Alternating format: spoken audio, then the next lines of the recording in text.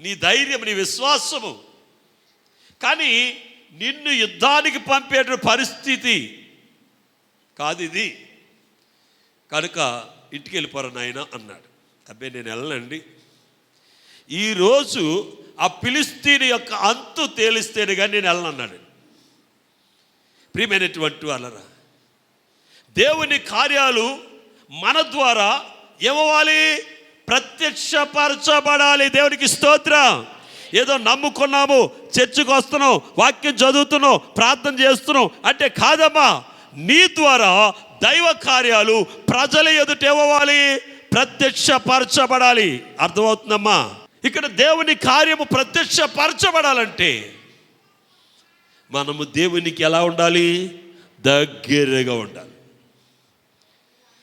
ఇక్కడ వెంటనే రాజుగారు అన్నారు, నాయన నేను పంపే పరిస్థితి కాదు ఇది, వెళ్ళిపోరంటే వెళ్ళను అన్నాడు. సరే, ఇంకెవడో లేడు కదా ఏమండి, ఎవరూ లేరు. ఆ లేని పరిస్థితుల్లో దావీదుని పంపడాన్ని నిర్ణయించుకుని ఆ యుద్ధానికి సంబంధించిన వస్త్రాలు ఉంటాయి, ఆ కవచాలు అవన్నీ తీసుకొచ్చి దావీదు తొడుగుతుంటే, అయ్యా నాకు ఇవేవి తొడగొద్దా, ఇవేవి నాకు అలవాట్లేవు, నా దగ్గర ఒక ఆయుధం ఉంది. ఆయుధం ఏంటంటే ఒక కర్ర, ఆయుధం ఏంటంటే ఒరిశాల జేబులో పెట్టుకున్నాడు. ఆయుధం అంటే కర్రను చేతితో పట్టుకున్నాడు. ఈ రెండు చాలు అయ్యగారు, ఈ రెండు చాలు, నేను ఆడి తలట్టుకొచ్చేస్తాను అన్నాడు. ఎవరు పంపారండి? గొలియాతు మీదకి రాజుగారు పంపారు కదా. సైన్యం అంతా ఎదురు చూస్తుంది, వీడి వల్ల అవుతుంది ఏంటి ఏమండి?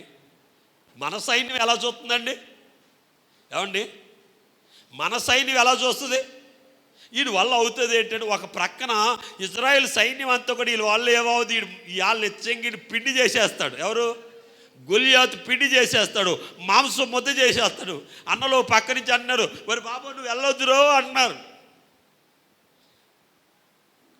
సైన్యం ఈరోజు నిజంగా చచ్చిపోతాడని లెక్కేసేసారండి. దావీదు దగ్గర ఏమీ లేవండి, ఉన్నదల్లా వరుసలు ఒక్కటి, అందులోకి రాళ్ళు కూడా లేవండి. ఆ లోయలో ఉన్నటువంటి రాళ్ళలో కొన్ని రాళ్ళు ఏరి జేబులో పెట్టుకుని అందులో నుండి ఒక నున్నటి రాయి తీసాడండి. ఒక నున్నటి రాయి తీసి వరుసల్లో పెట్టాడు. అతడు వెళ్తుంటే ఆ ఫిలిష్తీయుడు గొలియాతు అంటున్నాడు, ఒరు బాబు కర్రట్టుకొస్తున్నాడు నా మీదకి. ఆడేమట్టుకొస్తున్నాడండి? గొలియాతు కత్తట్టుకొస్తున్నాడండి. ఈయనేమట్టుకెళ్తున్నాడు? కర్రట్టుకొస్తున్నాడండి. కర్రట్టుకొస్తున్నాడు, నేను కుక్కనా అంటున్నాడండి. ఈరోజు నిశ్చయముగా నీ తలట్టుకెళ్ళిపోతాను అంటున్నాడు. ఏమనాలండి? గొలియాతుకి అర్థం అవ్వట్లేదు.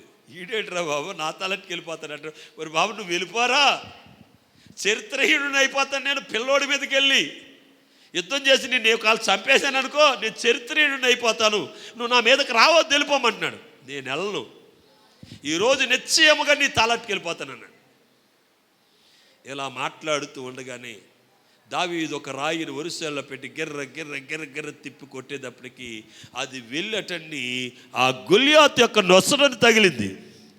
నొసడని తగలగానే గొలియాతు పడిపోయాడు.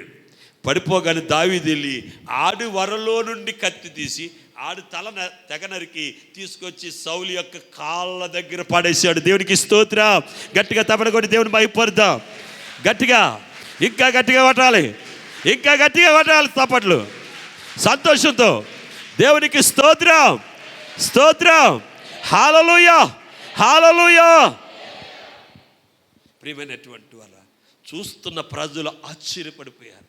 అంటే దావీదు ద్వారా దేవుని కార్యము ప్రజల ఎదుట ఏమైందండి? ప్రజల ఎదుట ఏమైంది? ప్రత్యక్షపరచబడింది. ఒక పక్కన తన ప్రజలు ఉన్నారు, ఇంకో పక్క శత్రు జనాంగం ఉన్నది. వారి ఎదుట దైవ కార్యం ప్రత్యక్షపరచబడి ఆ దినము ప్రజలందరూ ఎలుగెత్తి దేవుని ఏం చేస్తున్నారండి? మహిమ పరుస్తూ ఉన్నారు. రెండు చేతులు పైకెత్తి గట్టిగా దేవుని స్తోత్రం చెప్దామా? ఇంకా గట్టిగా చెప్పండి, ఇంకా గట్టిగా చెప్పాలి. హల్లెలూయా, హల్లెలూయా. ప్రియమైనటువంటి వారారా, దేవుని ప్రజలైన ఇజ్రాయేలీయులు దేవుడు వాగ్దత్త దేశం నడిపించడం కొరకు అరణ్యములు, మిద్యాన్ అరణ్యములు మంద మేపుకుంటున్న మోషేను దేవుడు ఏర్పాటు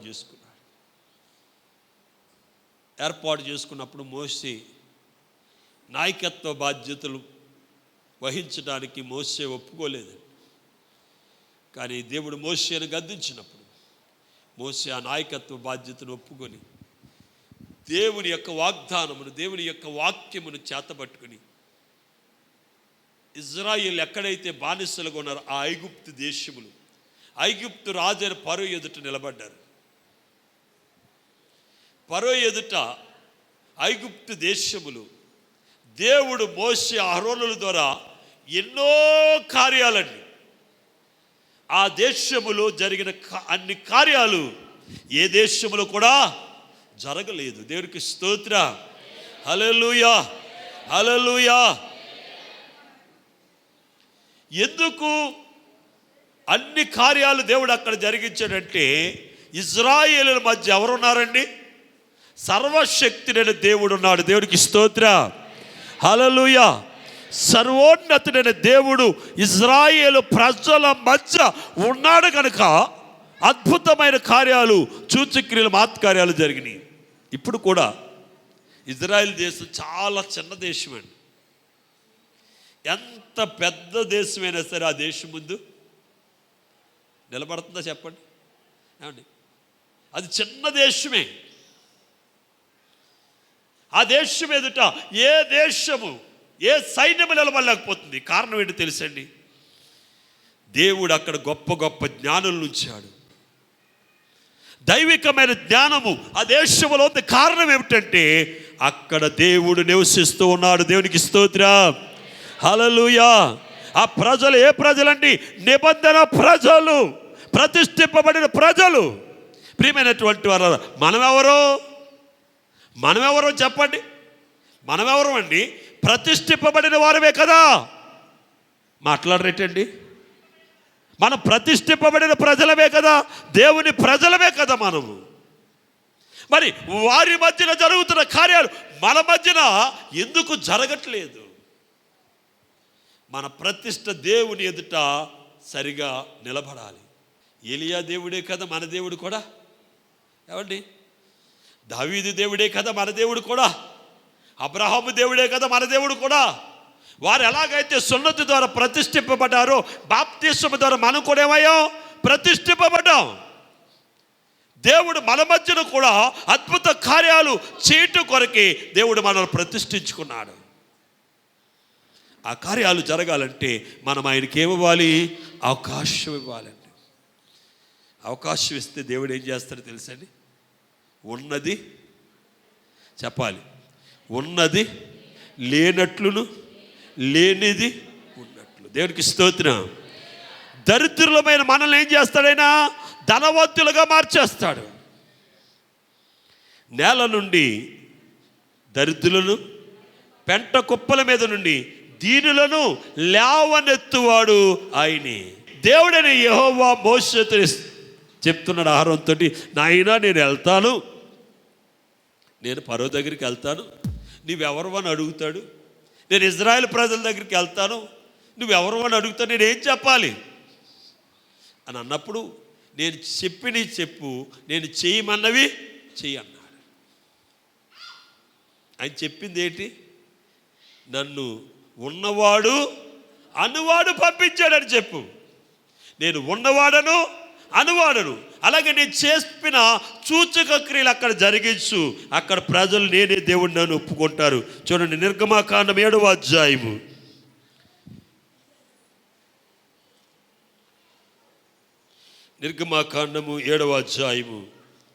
8వ వాక్యం అండి.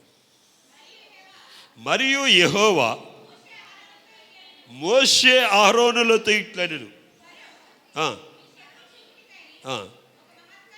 మీ శక్తి చూపటికి ఒక మహత్కార్యము కనుపరచుడని మీతో చెప్పినప్పుడు నీవు అహరోనును చూసి నీ కర్రను పట్టుకొని ఫరో ఎదుట దాన్ని పడవేయము, అది సర్పమోగుతుంది. ఫరో అడుగుతాడు, నిన్ను దేవుడు పంపినట్లుగా, ఆయన పంపినట్లుగా మాకు రుజువేంటి? ప్రియమైనటువంటి వారా, నన్ను అడగవచ్చు, మీరు దేవుని పిలిచిన సేవకుడు మేము ఎలా నమ్మటం అని. నా ప్రార్థన ద్వారా దేవుడు జరిగిస్తున్న కార్యాలే. దేవునికి స్తోత్రం, హల్లెలూయా. ప్రభు అన్నాడు, నా కుమారుడా నువ్వు ప్రార్థన చేయి, నేను కార్యం జరిగిస్తాను. నువ్వు మొర్రపెట్టి నేను ఉత్తరం ఇస్తాను. నువ్వు ప్రార్థన చేస్తే కుంటోళ్ళు నడుస్తారు, మోగోళ్ళు మాట్లాడతారు, చెవిటోళ్ళు వెనగలుగుతారు. మరణ పడకల మీద ఉన్నటువంటి వారిని కూడా నేను లేవనెత్తుతాను. నువ్వు ప్రార్థన చేయి, ఉన్నది లేనట్లు లేనిది ఉన్నట్లు చేస్తాను. ఎటువంటి దురాత్మలైనా సరే నువ్వు ప్రార్థన చేయి, అవి వెళ్ళిపోతాయి. ప్రియమైనటువంటి వాళ్ళ, ఎక్కడ దురాత్మ వదలట్లేదు అనుకోండి, ఇక్కడ తీసుకురండి, తిరిగేమనండి. ఎక్కడెక్కడ తిరగాలి అన్ని చోట్లకి తిరిగేమనండి. ఎక్కడ వదలకపోతే తీసుకురమ్మనండి. దేవుడు ఇక్కడ వదిలించి పంపుతాడు. దేవుడికి స్తోత్రం, హల్లెలూయా. ప్రార్థన నాది, విశ్వాసం మీది, కార్యము దేవునిది. రెండు చేతుల పైకైతే దేవుని స్తోత్రం చెప్దామా. ప్రార్థన నాది, మీకు కావాలి, మీ దగ్గర ఉండవలసింది విశ్వాసము. కార్యం ఎవరు చేస్తున్నారండి? దేవుడే కార్యం జరిగిస్తున్నాడు. ఇక్కడ మోషే అహరోనులతో దేవుడు అన్నాడట, మీ శక్తిని చూపడానికి ఒక మహత్కార్యమును చేయమని అడుగుతాడు.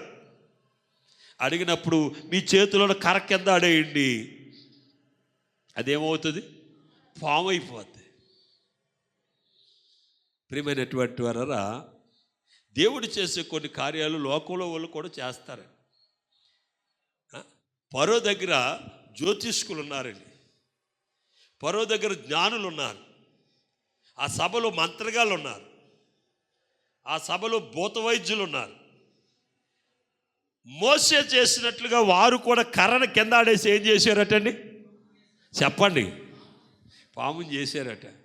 కానీ మోసే చేసిన అన్ని కార్యాలు వారు చెప్పాలి గట్టిగా చేయలేకపోయారంట. కనుక ఫరో కటండి, ఫరో సభలో ఉన్నటువంటి జ్ఞానులకు, అక్కడ ఉన్నటువంటి తెలివైనటువంటి వారికి, అక్కడ ఉన్నటువంటి మంత్రులకు మోషే అహరోనులు ఎలా కనపడుతున్నారటండి? గొప్పవారిగా కనపడుతున్నారట. ఎందుకో తెలుసండి? వీళ్ళ చేసే కార్యాలు వారు చేయలేకపోయారు, వీళ్ళు చేసిన పనులు వాళ్ళు చేయలేకపోయారు. కనుక వీళ్ళు ఎలా కనపడుతున్నారట? చాలా గొప్పగా కనపడుతున్నారటండి. గొప్పగా కనపడి వీళ్ళు ఏమన్నారు తెలుసా? రాజా, వాళ్ళు చేస్తున్న కార్యాలు వాళ్ళ బలంతో చేస్తున్న కార్యాలు కాదు, వారి మధ్యన సర్వోన్నతుడైనటువంటి దేవుడు ఉన్నాడు, వారి మధ్యన జీవము గల దేవుడు ఉన్నాడు, వారి మధ్యన దేవుని యొక్క ఆత్మ ఉన్నది కనుక వారి కార్యాలు చేయగలుగుతున్నారు. కనుక వాళ్ళు ఇబ్బంది పెట్టకండి అయ్యా, వాళ్ళు దేవుని ప్రజలు.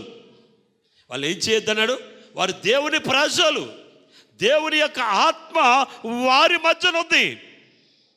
వీరు ఆ కార్యాలన్నీ కూడా ఆయన మూలంగానే చేయగలుగుతున్నారు.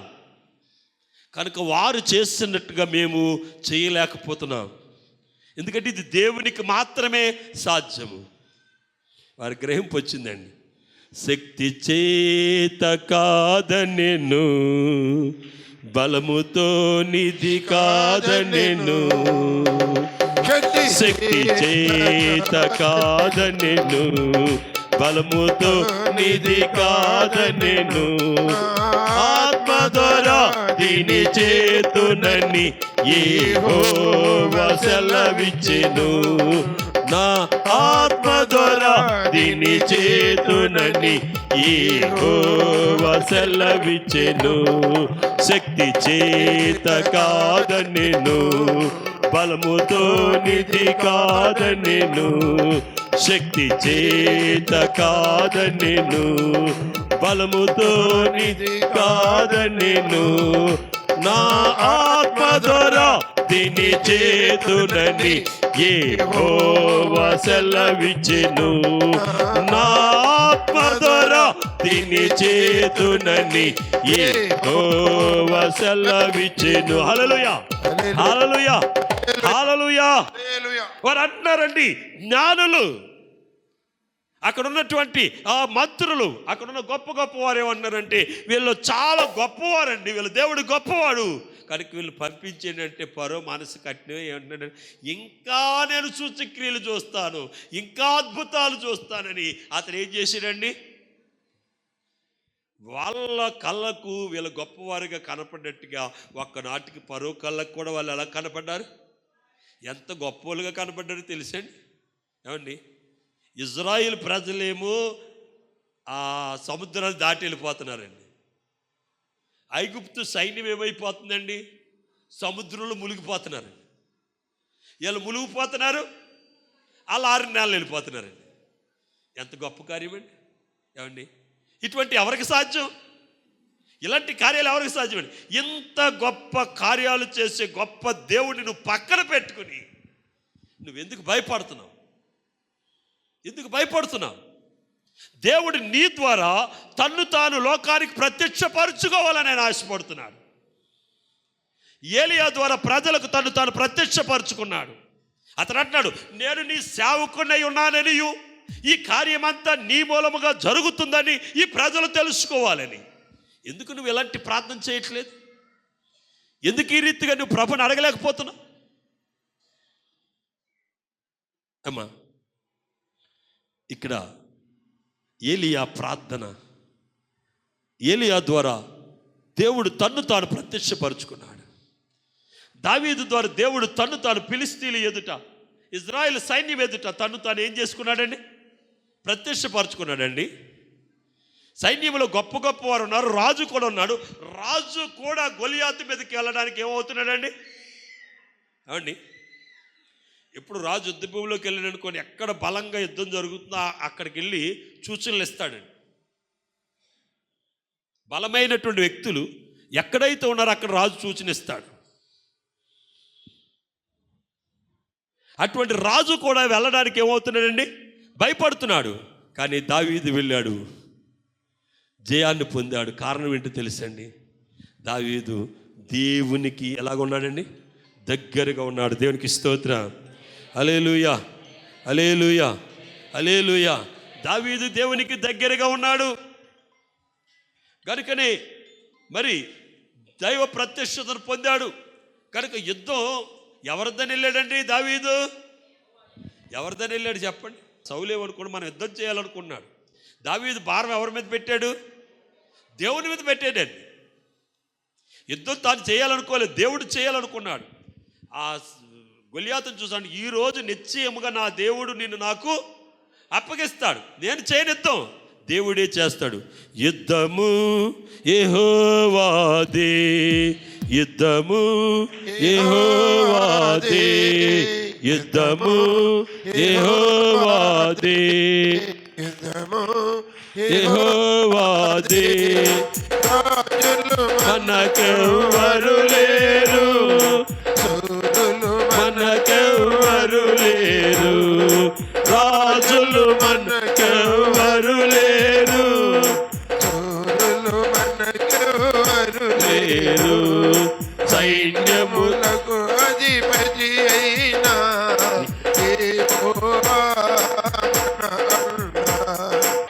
దేవునికి స్తోత్రం. మన ద్వారా దేవుని యొక్క కార్యం ఏమవ్వాలండి? ప్రత్యక్షపరచబడాలి. ఇక్కడ మనం చూసినట్లయితే ప్రియమైనటువంటి వాళ్ళరా, మోషే ద్వారా, అహరోను ద్వారా దేవుని కార్యాలు ఐగుప్తు దేశంలో ఏమైనాయండి? ప్రత్యక్షపరచబడ్డాయి. అలాగే యెహోషువ ద్వారా దేవుని కార్యాలు ఇజ్రాయెల్ మధ్య ప్రత్యక్షపరచబడ్డాయి. ఇలా చెప్పుకుంటూ వెళ్ళిపోతే అనేకుల భక్తుల జీవితాలు మనం చూస్తున్నాం.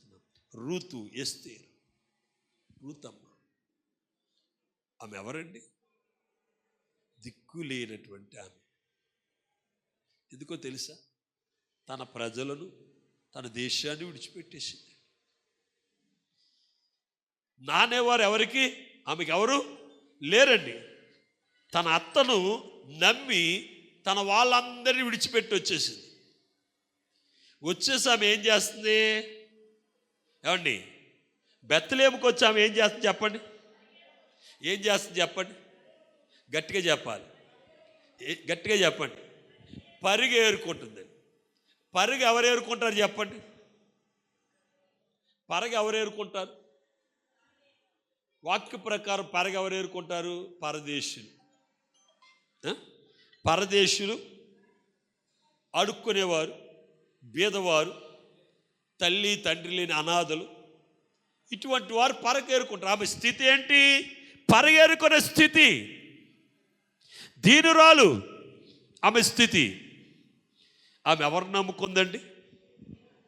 వాళ్ళకు దేవుడు ఉన్నాడు, వాళ్ళకు ఒక ఆరాధన ఉంది, వాళ్ళకు మందిరం ఉంది. ఇవన్నీ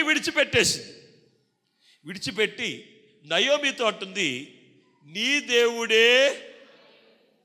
అత్తగారితో ఏ కోడలన్నా ఏమంటుంది చెప్పండి? నీ ఇల్లు నాది, నీ భూమి నాది, నీకున్న బంగారం నాది, ఎలాగ అంటారు కదండి. ఏమండి?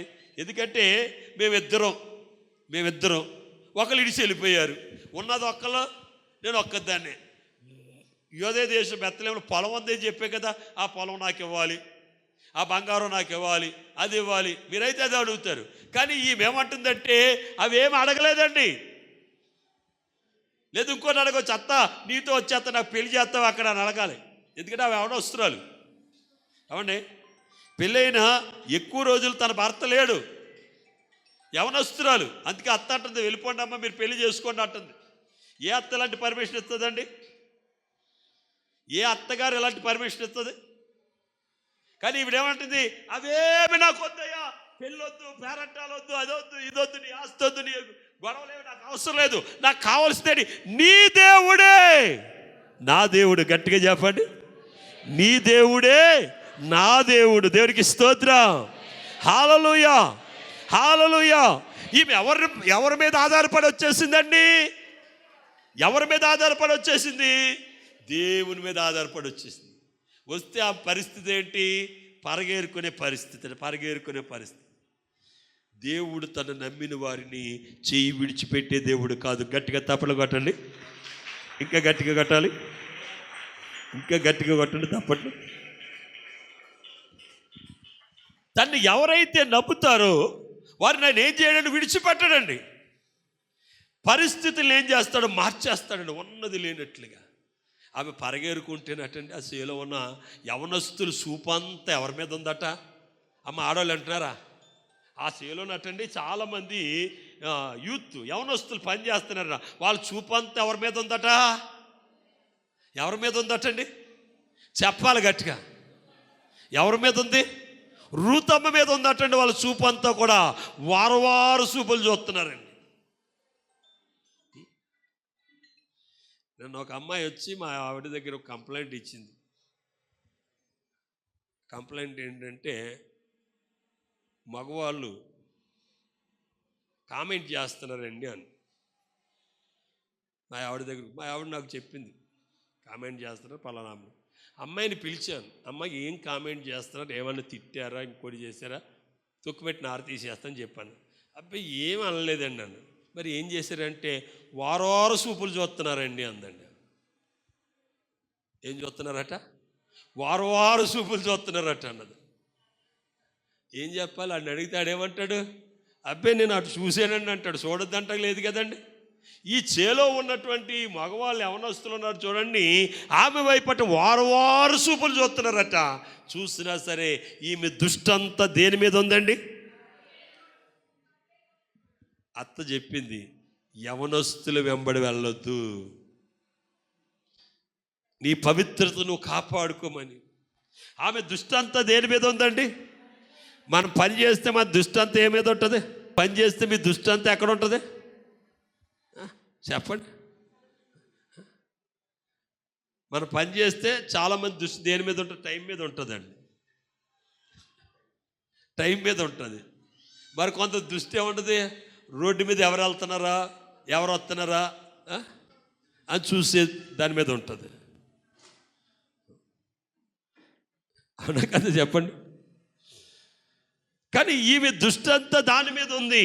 ఆమెకు ఒకటి, దేవుడు మమ్మల్ని పోషిస్తాడు, దేవుడు మమ్మల్ని విడిచిపెట్టడు, మా దరిద్రాన్ని పోగొడతాడు అని విశ్వసించింది. ఒక్కనాటికి ఆ పరిస్థితి ఏమైపోయింది తెలుసండి? ఏ పొలములైతే పరిగెరుకుందో, ఏ యవనస్తులైతే ఆమె వైపు వారసుపులు చూపించారో ఆ యవనస్తులకు, ఏ పనివారైతే ఆమె వైపు సులకనగా చూశారో ఆ పనివారికి ఆమె ఏమైపోయిందంటే యజమానురాలు అయిపోయింది. గట్టిగా తమిళ కూడా దేవుని మైపడతాం. హల్లెలూయా, హల్లెలూయా. నిన్ను కూడా ఆ రీతిగా, అంటే నీ లెవెల్ నుండి నెక్స్ట్ లెవెల్కి దేవుడు నిన్ను తీసుకువెళ్ళాలని ఆశపడుతున్నాడు. అలా నువ్వు నెక్స్ట్ లెవెల్కి నువ్వు వెళ్ళాలంటే నీ ఎడల దేవుని యొక్క ప్రత్యక్షత, నీ ద్వారా దేవుడు ప్రత్యక్షపరచబడాలి. ఋతు ద్వారా దేవుడు ప్రత్యక్షపరచబడుతున్నాడు. అందుకే ఆ పొలం యజమానిని పోయేది అన్నాడు, నీ ప్రవర్తనను గూర్చి నేను విన్నాను, నీ ప్రవర్తన గూర్చి నేను విన్నాను, ఇప్పుడు చూస్తున్నాను. నేను విన్నాను, ఇప్పుడు చూస్తున్నాను. వెనకటి సత్ప్రవర్తన కంటే, అంటే మునుపటి సత్ప్రవర్తన కంటే ఇప్పుడు సత్ప్రవర్తన మరి అధికంగా, మరి గొప్పగా ఉంది. మనం దేవుని దగ్గరికి రాకముందు బ్రతికాం, ఇప్పుడు బ్రతుకుతున్నాం. రెండు బతుకులు ఒకలాగా ఉండకూడదండి. ఇప్పుడు మన బతుకు ఏమవ్వాలి? మారాలి. ఇంతకుముందు నువ్వు తాగుబోతుడుగా ఉండి ఇప్పుడు తాగుబోతుగా ఉండి, నువ్వు వ్యభిచారిగా ఉండి ఇప్పుడు వ్యభిచారిగా ఉండి, ఇప్పుడు మోసగాడిగా ఉండి ఇప్పుడు మోసగాడిగా ఉండి, నీలో మార్పేది. అలాంటప్పుడు నీ కుటుంబం ఎలాగ ఆశీర్వదింపబడుతుంది, నీ బిడ్డలు ఏ రీతిగా దీవింపబడతారు? నీలో మార్పు రావాలి. నీ ద్వారా దేవుని కార్యాలు ప్రజల ఎదుట ప్రత్యక్షపరచబడాలి. దేవునికి స్తోత్రం, హల్లెలూయా. మన ద్వారా లోకములో దేవుని కార్యాలు ప్రత్యక్షపరచబడునుగాక, ప్రత్యక్షపరచబడునుగాక. నా ద్వారా, చెప్పండి మాట, నా ద్వారా లోకము ఎదుట దేవుని కార్యాలు ప్రత్యక్షపరచబడునుగాక. ఆమేనని చెప్తారా? నేను చెప్పింది చెప్పట్లేదు మీరు. నా ద్వారా లోకము ఎదుట దేవుని కార్యాలు ప్రత్యక్షపరచబడునుగాక. ఆమేన్, ఆమేన్. దయచేసి అందరూ మోకరించండి, ప్రార్థన చేసుకుందాం. ప్రభువా, ఇప్పటి వరకు నాయనా నా ద్వారా నీ నామానికి మహిమ కలగలేదేమో ప్రభు. ఇప్పుడు నీవు నాయనా ఏలియా ద్వారా, అబ్రహాము ద్వారా, ఇస్సాకు ద్వారా, మోషే, ఆరోనుల ద్వారా, దావీదు ద్వారా, ఇదిగో నేను రూతు ద్వారా మీరు మాతో మాట్లాడారు. నేను లోకం ఎదుట మా ద్వారా నీ కార్యాలు ప్రత్యక్షపరచబడినట్లుగా మీరు కృప చూపించమని నేను ప్రార్థన చేస్తాను. వారు లేని పొంచున్న దురాత్మలు, శక్తులే విత్తబడిన వాక్యము నాలో మాలో మీరు ఫలింపజేసి నీ రాకడకు మమ్మల్ని సిద్ధపరచమని యేసు క్రీస్తు పరిశుద్ధ నామమును బట్టి ప్రార్థిస్తున్నాను తండ్రి.